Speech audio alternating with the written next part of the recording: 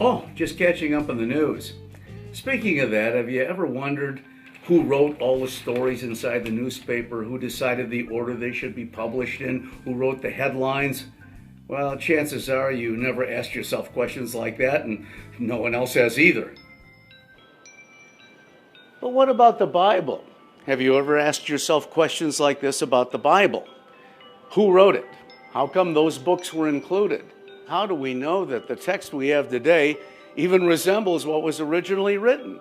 Because through generations after generations of manuscript copying, mistakes could have intruded.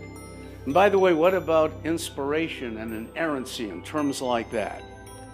I'm Paul Meyer, professor and author, and we're here in the Bible Museum in Goodyear, Arizona, which is a suburb of Phoenix. And I'll be your host as we investigate how we got the Bible.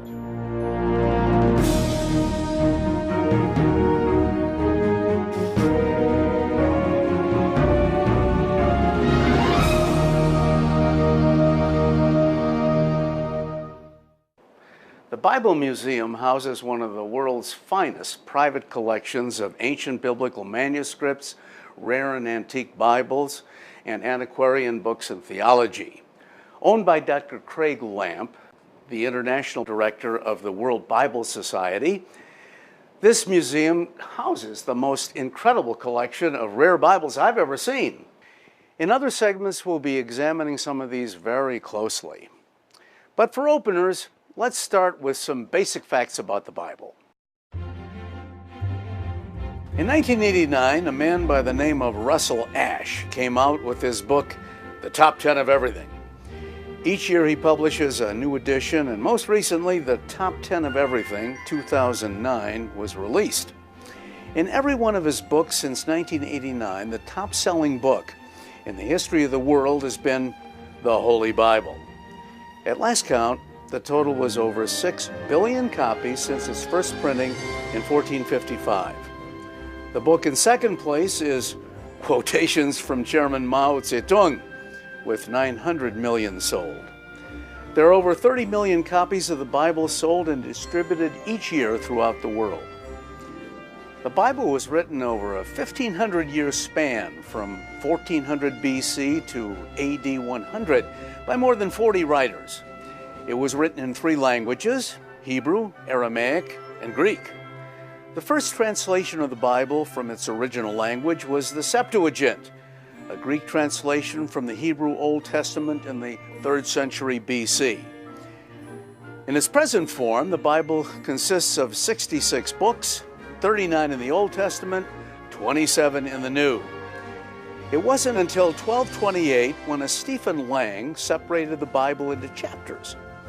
In 1488, a rabbi named Isaac Nathan divided the Old Testament into verses, and Robert Stephanus did the same to the New Testament in 1551. The first English translation began in 1382 and was completed in 1384 by John Wycliffe and his associate John Purvey. These translations were all done by hand and smuggled throughout Europe. The first Bible printed on movable type was the Gutenberg Bible in 1455. It was a version of the Latin Vulgate. We'll talk more about that later. Martin Luther first translated the New Testament from Greek into German in 1522. With the help of others, the complete German Bible was completed in 1534. Luther's translation was influential in the first printed English translation of the New Testament by William Tyndale in 1525. Tyndale was later captured, strangled, and burned at the stake.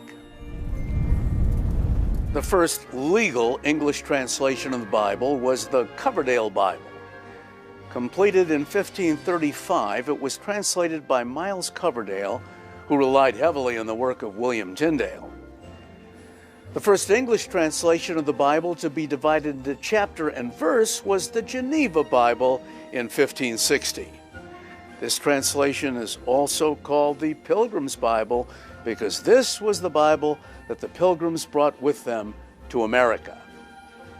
Since then, hundreds of translations have been done, The Bible has been translated into thousands of languages by such organizations as the Wycliffe Bible Society, Lutheran Bible Translators, and others.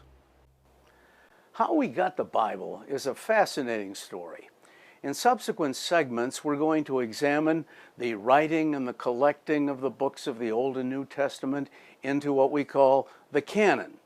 We'll examine what the Bible says about itself and what others have said about the Bible.